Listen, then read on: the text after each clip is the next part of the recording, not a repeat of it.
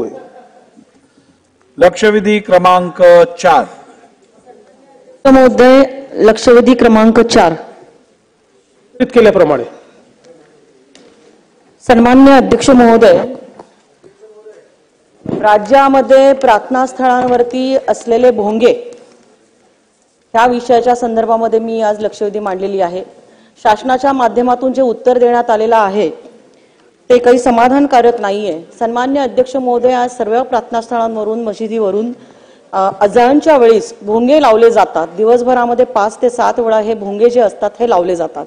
सन्मान्य मध्यंतरी मुंबई हायकोर्टाने देखील निर्णय दिलेला होता की अजान म्हणणं हा संविधानाप्रमाणे सर्वांचा अधिकार आहे, त्यांनी त्यांच्या प्रार्थना स्थळामध्ये जाऊन म्हणायला पाहिजे, परंतु भोंगा हा कुठल्याही धार्मिक भावनेशी निगडित नाहीये।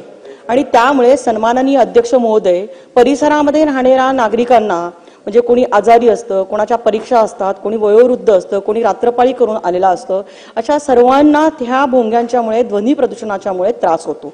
सन्माननीय अध्यक्ष महोदय, 17 एप्रिल 2022 ला नाशिक शहरामध्ये नाशिक शहराचे तत्कालीन पोलीस आयुक्त श्रीयुत दीपक पांडे यांनी 17 एप्रिल 2022 ला तत्कालीन सरकारला एक पत्र पाठवलेलं होतं। सन्माननीय अध्यक्ष महोदय, ते पत्र हे भोंग्यांचा आवाज जो आहे, हे भोंगे जे आहे बंद करण्याच्या संदर्भामध्ये ते पत्र होतं। मात्र त्या कालावधीमधल्या उद्धव ठाकरे यांच्या सरकारने त्याच्यावरती कुठलाही निर्णय घेतला नाही, परंतु त्यांचं पत्र जे होतं हे पूर्णतः मीडियामध्ये व्हायरल झालं आणि आदरणीय उत्तर प्रदेशमध्ये योगीजींच्या सरकारने तत्काळ त्याच्यावरती कारवाई करत 19 एप्रिल 2022 रोजी त्या विषयाच्या बाबतीमध्ये कारवाई केली आणि उत्तर प्रदेशमधले जे भोंगे जे आहे हे पूर्णतः बंद करण्यात आले।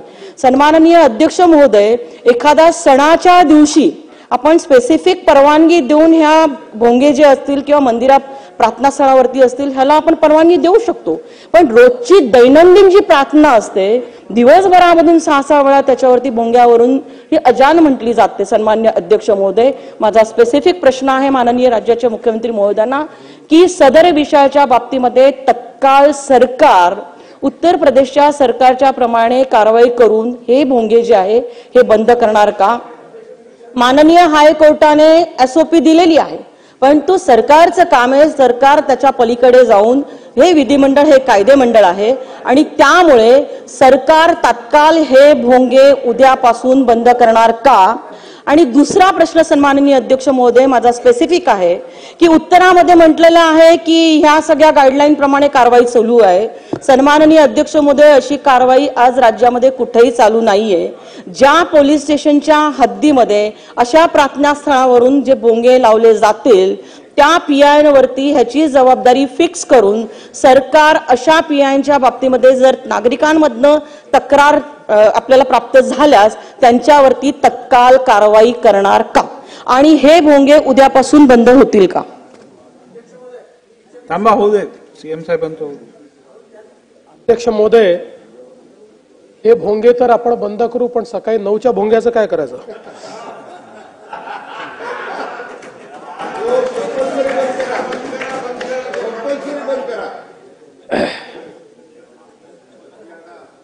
अध्यक्ष महोदय, सन्मान्य देवयानीताई फरांदे यांनी जो मुद्दा उपस्थित केलेला आहे मुळामध्ये माननीय सर्वोच्च न्यायालयाने जो आपल्याला आदेश दिलेला आहे त्या आदेशानुसार कुठल्याही प्रार्थना स्थळावर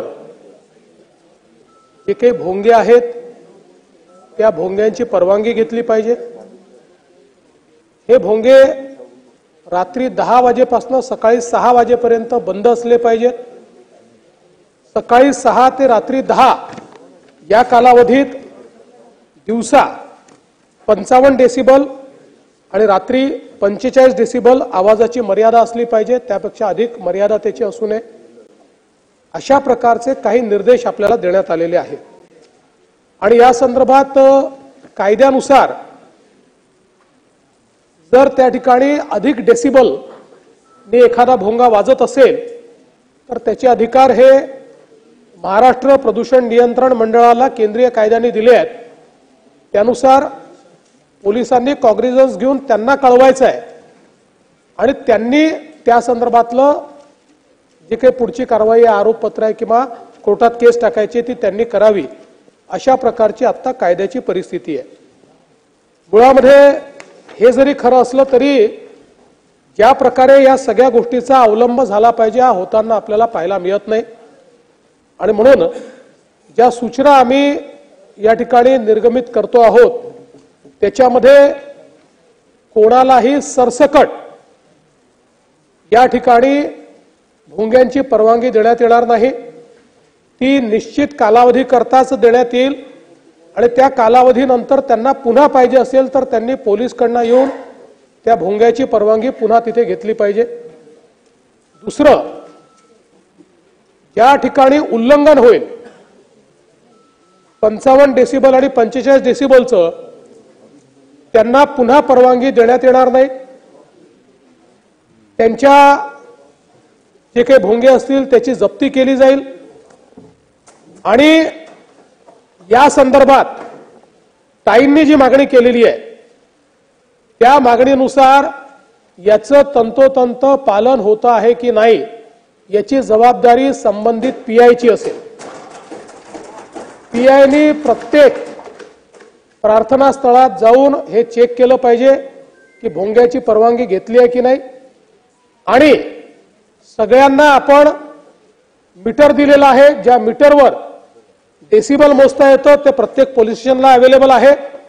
त्यामुळे अशा प्रकारे ते डेसिबल मोजून त्याच्यावर जर डेसिबलपेक्षा जास्त अशा प्रकारे आवाज येत असेल तर पहिल्या टप्प्यात एमपीसीबीला सांगणे, त्यांच्याकडनं कारवाई करणे आणि दुसऱ्या टप्प्यामध्ये त्यांच्या परवानग्यांना रिन्यू न करणे अशा प्रकारची कारवाई या संदर्भात केली जाईल आणि अतिशय कडकपणे याचं मॉनिटरिंग जे आहे ते केलं जाईल.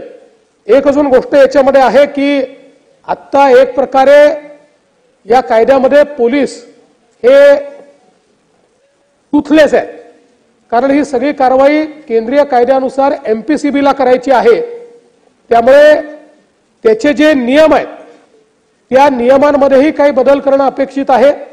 ते बदल झाले तर अधिक प्रभावीपणे आपल्याला याची कारवाई करता येईल आणि म्हणून त्या संदर्भात केंद्र सरकारलाही विनंती करण्यात येईल की केंद्र सरकारने देखील त्या नियमांमध्ये काही बदल जे आम्ही सुचवतो ते आम्हाला करून द्यावे, जेणेकरून त्या बदलांच्या अनुरूप आपल्याला पुढे अशा पद्धतीच्या प्रकरणांमध्ये अतिशय कडक कारवाई करता येईल.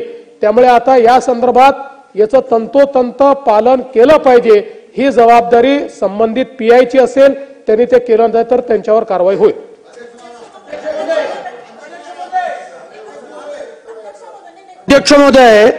अध्यक्ष महोदय, सर्वप्रथम मी माननीय मुख्यमंत्र्यांचं अत्यंत त्यांनी सकारात्मक उत्तर दिल्याबद्दल महाराष्ट्राच्या जनतेच्या वतीने मनापासून मी अभिनंदन करतो.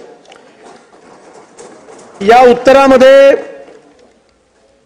त्या ठिकाणी असं म्हटलंय की महाराष्ट्र प्रदूषण नियंत्रण मंडळाकडे या संदर्भातले अधिकार आहेत. कायद्याप्रमाणे हे खरंही असेल, पण अध्यक्ष महोदय माझ्या हातामध्ये मुंबई हायकोर्टाची पिटिशन आहे या संदर्भातली. पिटिशन कधीची आहे? पिटिशन 4729 ऑफ 2021 आणि त्याचा निर्णय कधी आला तर आता 23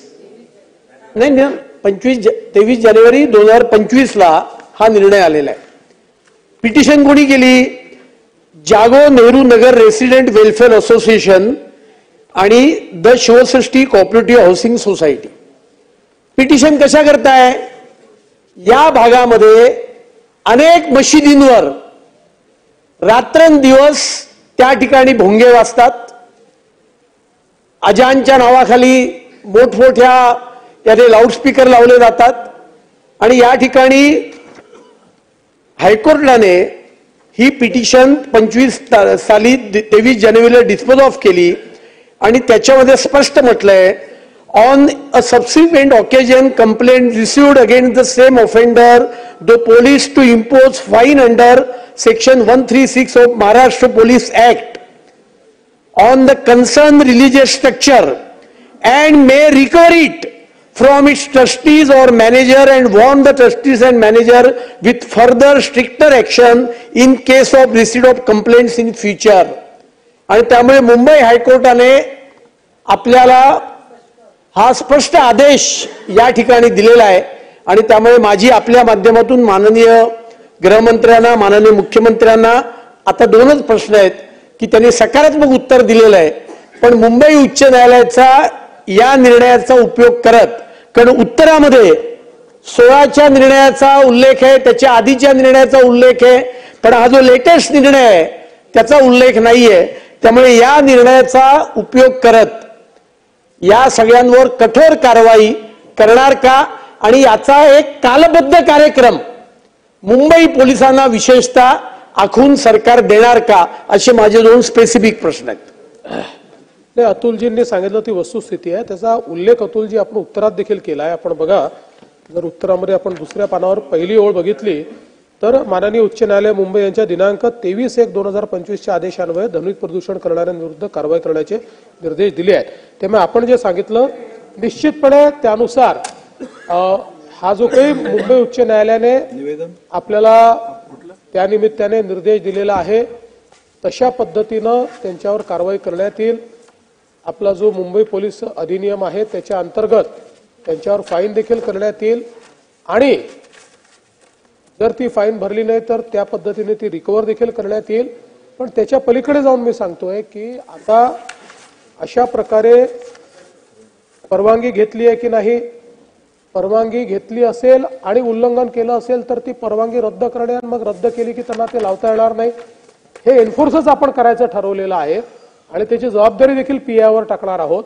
त्यामुळे निश्चितपणे आपण जे सांगितलेलं आहे ते पुढच्या काळामध्ये होताना आपल्याला पाहायला मिळेल.